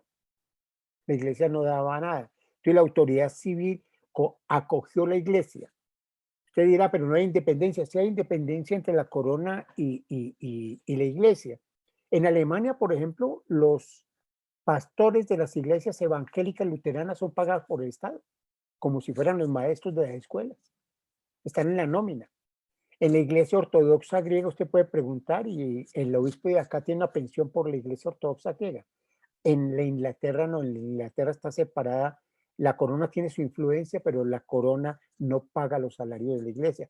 Dentro del presupuesto del Reino Unido sí hay dinero para la iglesia anglicana, para el trabajo social de la iglesia anglicana. Entonces es una invitación personal y ahí se hacen resoluciones, se hace acercamiento, se vive la comunión de los obispos. Se hace la aproximación de lo que está pasando en cada provincia y por eso es que el arzobispo tiene interés de cada 10 años oír las voces de cada una de las provincias para saber dónde están. Y él las visita. Como el obispo diocesano hace visitas a las parroquias, el arzobispo de Canterbury hace visitas a las provincias y a las diócesis. Si nosotros le hacemos una invitación al arzobispo de Canterbury para que venga dentro de 5 o 10 años y lo coloque en su agenda, pues posiblemente lo haga. Lo hizo en el año 76 y vino el arzobispo Michael Ramsey, que fue el que coronó a la reina Isabel de Inglaterra en los años 52. Entonces es una invitación personal. A uno le llega una carta y ya me están diciendo que cómo va el proceso, que si ya saqué la visa, y ellos están pendientes de cada uno de los invitados. Y cuando uno llega, le asignan un cuarto en la Universidad de Kent y ahí tenemos todos los eventos y ahí nos trasladamos a Londres para tener la reunión con el primer ministro y en los jardines del Palacio de Buckingham con la reina.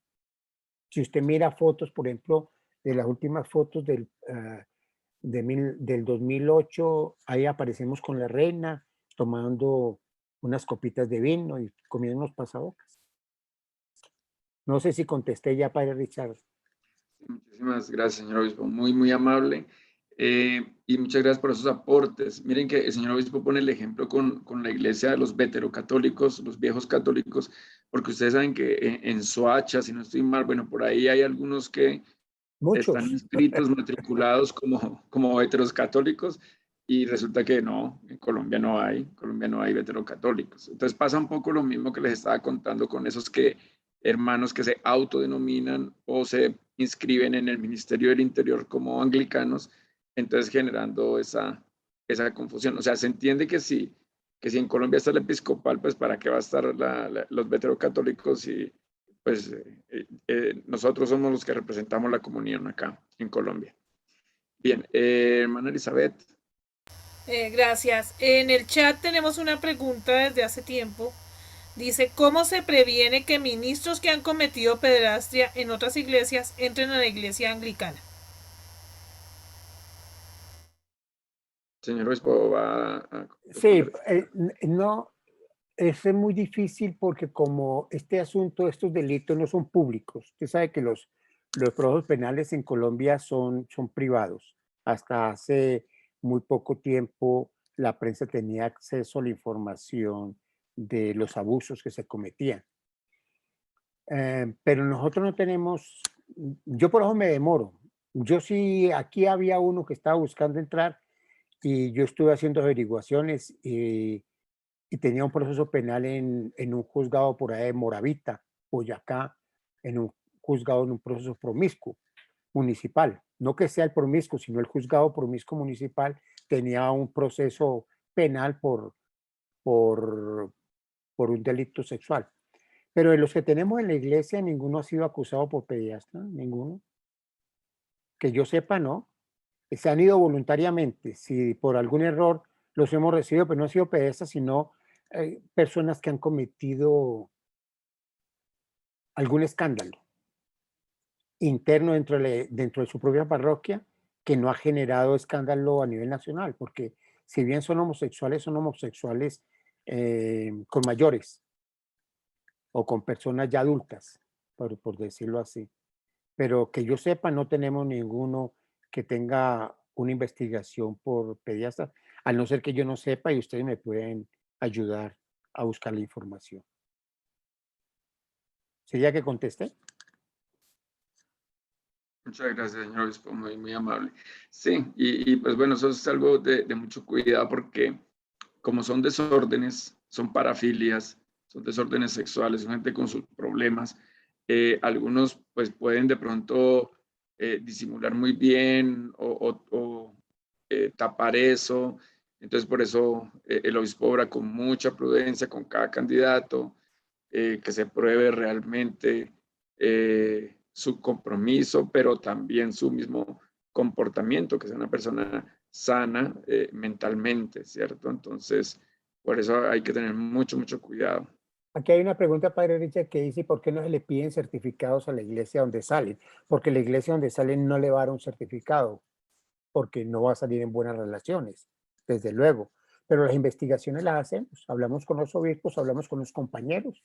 Ayer, si ustedes pueden averiguar, yo estuve ayer conversando con Sandra, con un sacerdote que estuvo en Villavicencio, y me explicó la situación por la que estaba atravesando el sacerdote. Entonces yo sí hago las investigaciones, porque hay que investigar realmente y preguntarle por qué sale. Y por eso nos demoramos en poder saber, porque pues los medios de comunicación ahora están, yo consulto en Google el nombre de la persona cuando me llega la hoja de vida y consulto que en Google aparece todo, ya sea en El Tiempo, en El Espectador, la W. Entonces uno siempre hace las investigaciones antes de cometer los errores que se puedan cometer. Por eso no tenemos escándalos, gracias a Dios, en la diócesis. Y por eso esta diócesis o esta iglesia es respetada en la conferencia episcopal por la seriedad que nosotros tomamos en aceptar miembros de la Iglesia Católica Romana, porque muchos de los obispos también me recomiendan sacerdote y me dicen, este hombre tiene una niña y él no quiere perder su ministerio, entonces me lo recomienda.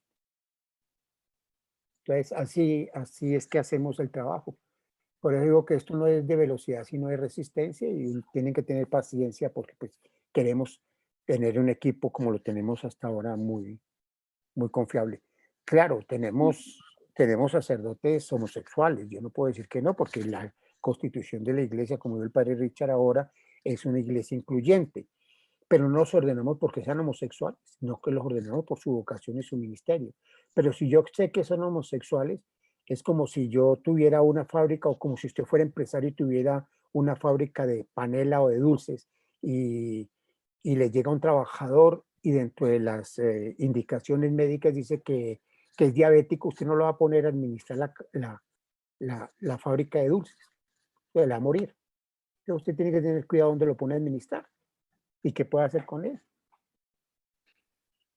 Y, por ejemplo, cuando se va a dar ya procesos de ordenación, porque el comité permanente, porque el señor obispo ya están determinando, pensando en ordenación, entonces el obispo y el proceso de la diócesis es muy delicado, pidiendo certificaciones y antecedentes disciplinarios o de la policía o de procuraduría, precisamente para tratar de filtrar lo mejor posible, que vengan con algún antecedente, algún problema, algún tema delictivo o algún tema de desorden sexual. Hermano Freddy. Señor, buenos días, señor obispo. Padre Freddy, ¿cómo está?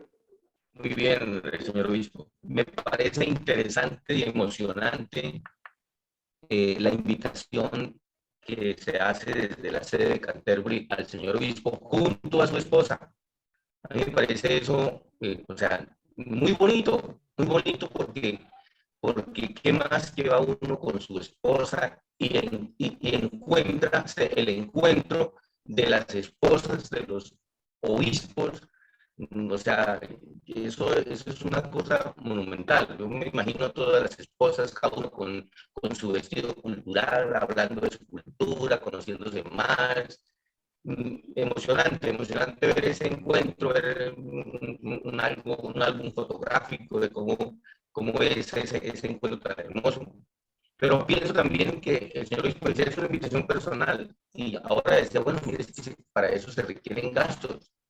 Y yo decía, bueno, ¿y cómo de nosotros, desde nuestras situaciones, de congregaciones, de misiones, de parroquias, tenemos algún fondo especial para este momento o cómo se hace, señor obispo? Sí, bueno, el obispo tiene una serie de reuniones internacionales durante todo el año. Nosotros recibimos $10,000 mensuales. Fundamentalmente los $10,000 mensuales son para los gastos del obispo, para el salario, para los viajes, para las visitas pastorales, para todo lo que tiene que hacer el obispo. Pero como nosotros somos una diócesis misionera, nosotros colocamos ese rubro en un presupuesto que mostramos a la diócesis cada año.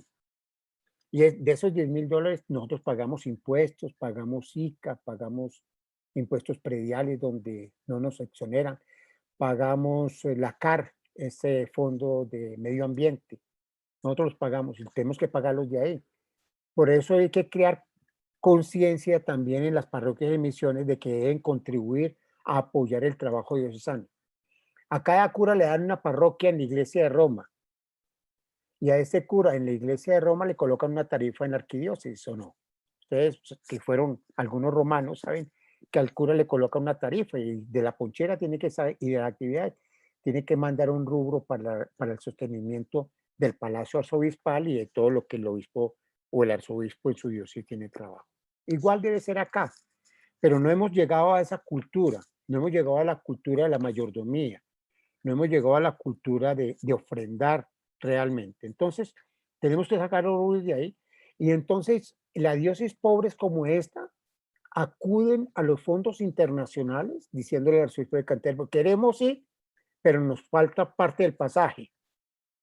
O queremos ir a la reunión de Cámara de Obispos, pero nos hace falta el hotel o la inscripción. Por ejemplo, le voy a colocar un ejemplo. En julio tendremos 2 eventos internacionales muy importantes. La Convención General que tuvo que haber sido el año pasado y no fue, y la Conferencia del Hambre que tuvo que haber sido en el 20 y no fue. Para ir a la Convención General hay que separar hoteles. Cada hotel en los Estados Unidos vale $150, incluyendo IVA. Y eso que lo consiguen por paquetes. Si somos 5 delegados, 4 delegados, 2 clérigos, 2 laicos y el obispo, y usted multiplica $150 diarios por 10 días, que es la conferencia, a usted le va a dar más de 600, 700, $800 el solo hotel, sin comida. Usted tiene que pensar en la comida. Pero también tiene que pensar que hay que pagar $600 de inscripción por cada delegado, que es el dinero que la iglesia recoge para pagar el centro de convención donde se reúnen las 5,000 personas, donde nos reunimos las 5,000 personas. Entonces, si usted multiplica pasajes a $1,000 o $1,500 por persona, más hotel a $150 diarios, cuando usted hace un presupuesto para una convención general, tiene que contar por lo menos con $15,000 o $20,000. Esas eran las cuentas que yo le hacía a un sacerdote que me preguntaba, ¿y por qué no lleva más gente? Tengo derecho a 4 clérigos y a 4 laicos, porque no tengo presupuesto. Y para ir a Londres, las 2 personas, cada pasaje vale por lo menos $3,500. Somos 2, son 7,000. Más la comida en los 15 días de la conferencia, más la inscripción en la conferencia. Cuando usted suma todo eso, y es en libras esterlinas, cuando usted suma todo eso, eso da una cantidad de dinero incalculable. ¿Qué hacemos nosotros? Hacemos una previsión dentro de los presupuestos locales anualmente, ahorramos $500 o $1,000, le metemos a ese fondo. Cuando ya podemos ir, ya tenemos para el taxi, por ejemplo, porque del aeropuerto hay que salir en taxi porque no sabemos coger el tren. Hay que pagar propinas. Hay que tener unos gastos personales allá de una invitación a un café con un obispo del África para hacer relaciones. Entonces, todo eso son gastos. pero tenemos un pequeño rubro dentro del presupuesto local, diocesano, en Colombia, que nos permite, nos facilita asistir y acompañar a esas reuniones. ¿Por qué? Porque se trata de una reunión de comunión, que si usted no participa de la comunión, usted no hace parte de la comunión. Tanto es decir como que el sacerdote celebra la Santa Eucaristía, pero él no comulga, sino que deja que comulguen los feligreses. Estar en comunión es participar de la mesa. Estar en comunión es reunirnos en torno a una mesa. Y eso es lo que tratamos de procurar. Por eso no dejamos de asistir. Venezuela.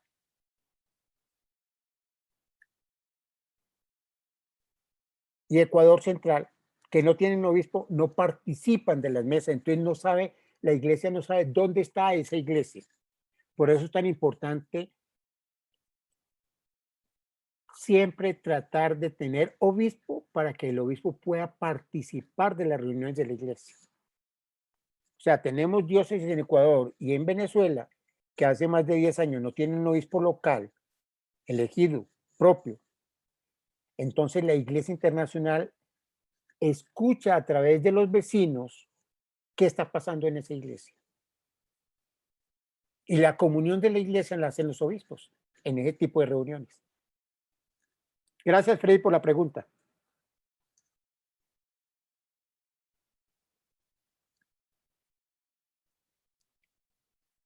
Bueno, entonces,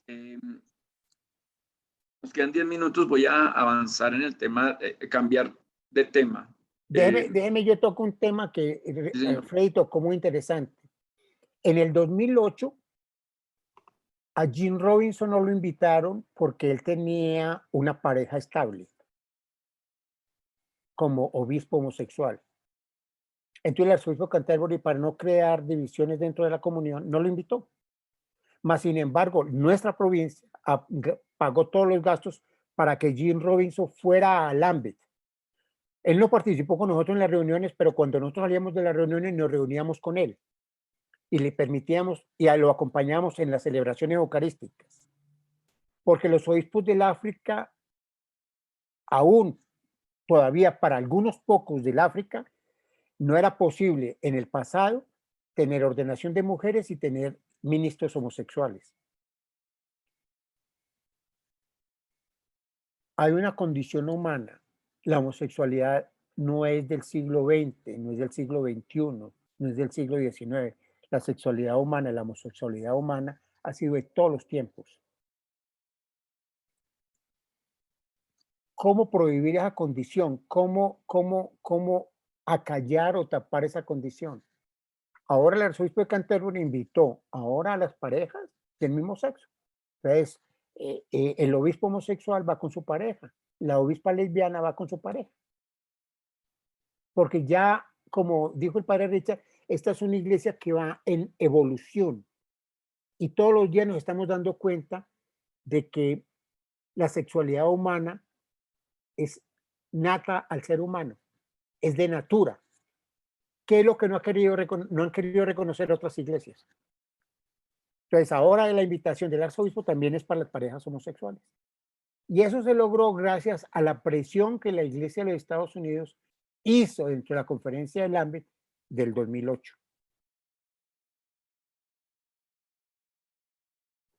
Muchas gracias, señor obispo. Bien, hermanos y hermanas, entonces, bueno, ya hemos definido qué es, quiénes somos, qué es esta iglesia en el marco del cristianismo, en el marco de las iglesias. Hablamos algo de nuestra estructura. Bueno, yo ahí quedé yo siempre les estaba hablando, señor obispo, de 41 iglesias, contando de la provincia de Chile. Y usted ahorita está hablando de 42. Entonces, después de la de Chile, ¿hubo otra por ahí, otra provincia? Ok. Ok. Bueno, entonces les hablé entonces un poco de la estructura, de qué es la iglesia episcopal, qué es la comunión anglicana, que la iglesia episcopal es una de esas provincias o una de esas iglesias de la comunión, Ya saben quién es Michael Curry, ya saben quién es Su Gracia Justin Welby. Les hablé también de la 9ª provincia. ¿Listo? Esa con P minúscula, como una de las 9 provincias de la provincia con P mayúscula, que es la Iglesia de los Estados Unidos. Ya saben que el único representante obispo de la comunión en Colombia es el obispo Francisco Duque. Y luego hablamos de los elementos esenciales de comunión y luego hablamos de los instrumentos conciliares que nos hace pertenecer a la iglesia. Y lo último que estamos hablando entonces es del trípode de la comunión. Entonces, ahora vamos a cambiar de otro tema que también es importante porque ustedes a veces preguntan que la cruz celta, ¿qué es eso? O que el escudo que tengo atrás, o que la rosa de los vientos. Entonces, voy a decir algo de la simbología. Entonces, yo creo que de pronto en estos minutos, ¿cuáles son nuestros símbolos dentro de la iglesia? Entonces, nosotros pues también tenemos el pez, pues es un símbolo muy del cristianismo primitivo. Y obviamente el pez, pues no hay que entrar demasiado a explicar, simplemente ictus en griego, ¿cierto? Y es tal vez el símbolo más antiguo, por lo menos uno de los más antiguos dentro del cristianismo, en el marco de las persecuciones imperiales. Y el ictus, ya saben todos, es por la palabra pez en griego, ictus, del cual se sacó un acróstico, ¿no? Jesús, Cristo, Theou y Hiu Soter, Jesús, el Cristo, el Hijo de Dios, el Salvador. Entonces nos identifica como cristianos. También tenemos el crismón. Ustedes saben que son las 2 primeras letras de la palabra Christos en griego, la Ji y la Ro, y que significa Cristo. Bien, pero hay otros signos que nos identifican. Entonces, por ejemplo, está la cruz celta, que a veces vemos que algunos de nosotros tenemos ya sea en nuestras estolas o en nuestras casullas o bueno, en nuestros símbolos, tenemos la cruz celta. Entonces, bueno, aquí hay 2 modalidades de la cruz celta. Entonces, esta es una, esta es otra. Bien, entonces la cruz parece ser un símbolo o una cruz muy, muy antigua que se desarrolló en el cristianismo de Britania. Es una cruz que está interceptada por un círculo, ¿cierto? Entonces, eso, mire que en ambos casos es una cruz con un círculo. Entonces, es probable que ese anillo haga, la primera referencia pueda ser al sol Invictus, porque en las comunidades celtas e incluso en la antigua Roma, el sol era pues una divinidad, y ustedes saben que para nosotros en el cristianismo, pues ahora es Cristo, el sol que nace de lo alto, es la verdadera luz, ¿cierto? Entonces una forma, y esto lo van a escuchar a lo largo de toda la historia de la iglesia anglicana, ha sabido aprovechar los elementos de los contextos para evangelizar. Entonces se dice que perdón, aquí no sé si dejé, no, a ver. No es que se me va, esperen unos segundos que se me va para otro lado. Eso ya, creo que ahí estoy compartiendo la otra cruz celta. Incluso algunos atribuyen esta cruz a San Patricio, ¿sí? Como con ese afán que es muy, muy del anglicanismo desde antiguo, de rescatar elementos de los contextos, de las culturas y aprovecharlos para la evangelización, ¿sí? De Patricio también, por ejemplo, se habla que tomó un trébol de 3 hojas para explicar el tema de la Trinidad. A San Patricio a veces lo dibujan con un trébol de 3 hojas en la mano. Y bueno, el tema del círculo, pues ustedes también saben que pasó a significar la eternidad de Dios. Por ejemplo, en Adviento empleamos la corona de Adviento, que a la final es un círculo donde se ponen las velitas, y ese círculo pues representa la eternidad de Dios, que no tiene ni principio ni fin. Es simplemente una forma de conciliar un poco las simbologías antiguas, paganas, con el cristianismo, y es algo que se ha hecho en el cristianismo. También lo hizo la iglesia romana cuando llegó a América. Los indígenas adoraban el sol, Entonces, ¿qué hizo la iglesia romana? Pues creó la custodia. Entonces, la custodia, si ustedes se dan cuenta, es un sol. Es un sol con sus rayos dorado, con muchas piedras preciosas, y en el centro ponen la hostia consagrada. Entonces, el indígena leía que ese era el sol. Y entonces el indígena se postraba ante el sol, pero se estaba postrando ante la hostia consagrada. Entonces, es una forma de sincretismo también, y aprovechar elementos de la cultura para evangelizar. Bueno, está la cruz de Canterbury, es la que están viendo en este momento. La cruz de Canterbury, si ustedes se dan cuenta, también va formando un círculo.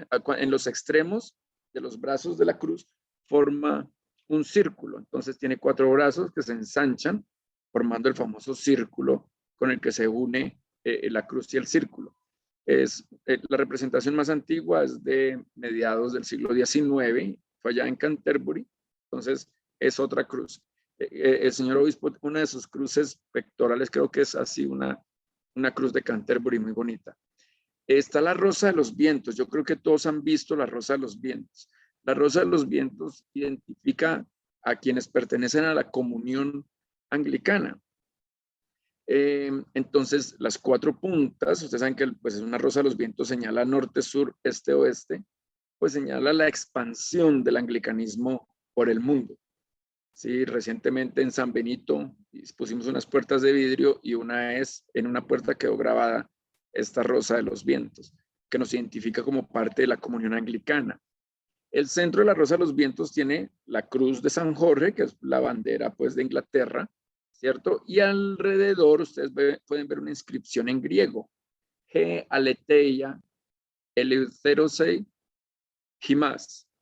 Eso quiere decir, la verdad nos hace libres. Eso está inscrito en griego alrededor. Y pues trae una mitra en la parte superior que simboliza nuestro episcopado. Somos iglesia episcopal, o sea, de obispos, ¿sí? Bien, tenemos el escudo de la iglesia episcopal que ustedes estaban preguntando hace 8 días. Entonces, el escudo tiene de fondo el color de la bandera de Inglaterra, que vimos ahorita en la Rosa de los Vientos, la bandera de Inglaterra, pero tiene una bandera en la parte superior izquierda, que es la bandera de Escocia, ¿sí? Pero esa bandera de Escocia está conformada por 9 cruces. Esta parte en la bandera de Inglaterra, en el escudo, con la bandera de Escocia, es un homenaje y reconocimiento a la iglesia episcopal escocesa, porque fue por medio de la cual se garantizó la sucesión apostólica en tiempos de la independencia de los Estados Unidos. Cuando Samuel Salisbury no pudo ir a Inglaterra a hacerse consagrar obispo, el primer obispo para Estados Unidos, estadounidense, no pudo hacerse consagrar por obispos de Inglaterra, entonces acudió a la iglesia episcopal de Escocia. Entonces la iglesia episcopal anglicana queda como con esa deuda histórica, y en homenaje en su escudo incluye la bandera de Escocia con 9 cruces. O sea, en vez de ser una X o una cruz de San Andrés ininterrumpida, se hace con 9 cruces que simbolizan las 9 provincias originales de la iglesia episcopal de los Estados Unidos, que inicia con 9 provincias. Bien, y pues tenemos finalmente, para ya dar cierre, el escudo de nuestra diócesis. Este es el escudo de la diócesis, ¿cierto? Aprobado en la resolución, en la primera resolución, la resolución 1 de la 43ª Convención Diocesana del 2008, ¿cierto? Contiene en latín las frases que ustedes ven ahí: una sancta católica et apostólica, y sigilum ecclesiae colombianensis, que es el sello de la iglesia episcopal, de la iglesia colombiana, perdón. Entonces, y trae en el centro pues el escudo de la iglesia episcopal, pero tiene una mitra, ¿cierto? Tiene el mapa de Colombia, tiene una cruz celta. Entonces, digamos que reúne un poco algunos de los símbolos de los que hemos hablado. Bien, yo creo que podemos dejar ahí ya la una pasadita. Entonces yo creo que podemos dejar ahí. No sé si hay alguna pregunta. Ya dejé de compartirse. Si hay alguna pregunta al respecto, algún complemento o algo, porque estamos ya en la hora. Queda una pregunta en el chat que es ¿por qué se utiliza el latín? Ah, ok, bien interesante. Pues lo que pasa es que el latín fue la lengua oficial de la iglesia por 1000 años. O sea, prácticamente desde la caída del Imperio Romano y sobre todo en la época de Carlomagno. Estamos hablando de finales del siglo VIII. Carlomagno se impuso el latín como lengua de la iglesia antes del cisma de la Reforma, incluso antes del cisma de Oriente. Entonces el latín fue la lengua, incluso ustedes saben que para la iglesia romana todavía salen los nombres de sus documentos en latín, ¿no? Evangelii Gaudium, no, Laudato Si, Fratelli Tutti, que creo que son unas de las que ha sacado Francisco, el Papa recientemente, salen en latín porque sigue siendo la lengua de la iglesia romana. Pero en la comunión anglicana, pues obviamente se tuvo el latín hasta la Reforma, y en la Reforma es cuando ya se empieza a dominar el inglés.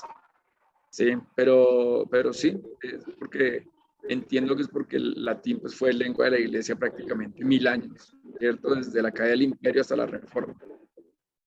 Pero padre, otra de las razones es que la iglesia anglicana, como lo veremos más adelante, no fue constituida con Enrique VIII en el siglo XVI. La iglesia anglicana tiene sus raíces más profundas, inclusive antes de Agustín de Canterbury.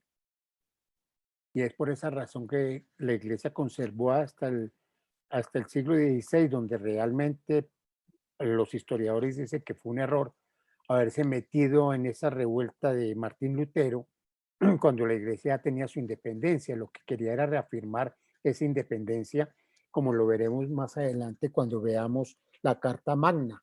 En el artículo primero y el artículo 63 dice que la iglesia de Inglaterra será una iglesia autónoma e independiente, y eso fue firmado por Juan Sin Tierras o Juan I y Bonifacio III, y estamos hablando del año 1215. Entonces, por eso también esas raíces. Y solo para complementar que las letras que el padre Richard dijo que tiene la rosa de los vientos en el centro, la verdad os hará libre, es sacada de Juan capítulo 8, versículo 32. Es prácticamente lo que la iglesia procura tener como una iglesia autónoma, y fuera es una iglesia democrática. Muchas gracias, obispo. Reverendo Richard. ¿Tiene la mano levantada? Reverendo Richard, tengo una pregunta para el trabajo social que uno realiza. Usted sabe que uno envía los escritos, las solicitudes, cuando ya se es parte oficial de la iglesia. ¿Qué se sugiere? ¿Qué membretes puede uno colocar en su carta de oficio cuando envía unos pedidos de solicitud? ¿Cuál es la normativa? Gracias. No, los membretes son digamos, sobre todo de la diócesis, la que maneja la correspondencia con unos membretes oficiales. Y pues luego ya cada parroquia, de pronto ahorita el señor obispo nos complementa, cada parroquia canónica, pues ya también desarrolla su papelería y tiene también su escudo, que son los escudos oficiales, y siempre acompañado con el escudo de la diócesis o con de la iglesia episcopal. Pero digamos que para manejar membretes yo recomendaría que no, a no ser que ya se trate de una parroquia o una misión canónicamente establecida. No sé qué dice el señor obispo. No, sí, cada parroquia, es decir, lo que nos da identidad, lo que le da la identidad a la iglesia episcopal es el reconocimiento de la provincia de los Estados Unidos. Y lo que le da el reconocimiento a la provincia de los Estados Unidos es la comunión anglicana. Si usted mira, el Consejo Mundial de Iglesia dice que somos más de 90 millones de cristianos en el mundo, y los videos que a veces vemos por terceros en YouTube afirman lo mismo. Somos una iglesia grande, así que los logos locales pues, pueden utilizarse siempre y cuando vayan acompañadas de los logos que nos van identificando o nos van dando el reconocimiento. Por ejemplo, el padre Richard decía ahora, esas iglesias continuantes o esas iglesias locales, mejor, que se autodenominan anglicanas, tienen el reconocimiento del Estado, pero no así tienen la identidad de la comunión, no así tienen el soporte o la potestad de la comunión anglicana, que es lo que nos identifica. Entonces, logos locales podemos utilizar en cada parroquia, pero siempre acompañados por los logos superiores que nos van dando la identidad y nos van dando el reconocimiento.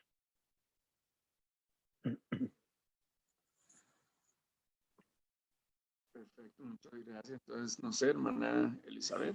Padre Richard, muchas gracias por su tiempo, su talento. Un aplauso para Fray Richard por su excelente presentación y exposición. Muchas gracias. Muchas gracias, señor obispo, muy amable para todos. Muchas gracias.